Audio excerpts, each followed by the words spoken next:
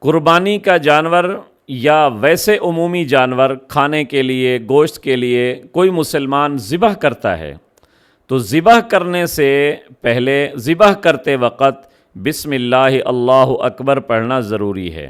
اگر کوئی مسلمان جان بوجھ کر یہ جملہ نہیں پڑھتا، بسم اللہ اللہ اکبر کہہ کر ذبح نہیں کرتا، تو وہ کھانا جائز نہیں ہے۔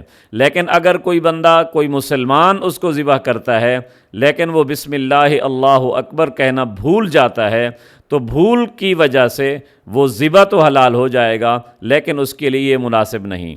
اور اگر کوئی انسان جان بوجھ کر یہ کلمہ نہیں پڑھتا تو اس کو کھانا بھی جائز نہیں۔ جس کسی کو بھی پتہ ہے کہ یہ شرعی طریقے سے بغیر بسم اللہ پڑھے ذبح کیا گیا ہے، ان کے لیے بھی وہ کھانا حرام ہے۔ اس لیے قربانی کا وقت ہو یا دیگر مواقع ہوں، ایسے آدمی سے ذبح کرانا چاہیے جو ذبح کو شرعی طور پر سیکھنا، شرعی طور پر اس کو طریقہ آتا ہو کہ چاروں کی چاروں رگیں بھی کٹ جائیں اور بسم اللہ اللہ اکبر بھی پڑھے۔ لیکن اگر بھول گیا تو قربانی اور وہ ذبح حلال ہو جائے گا۔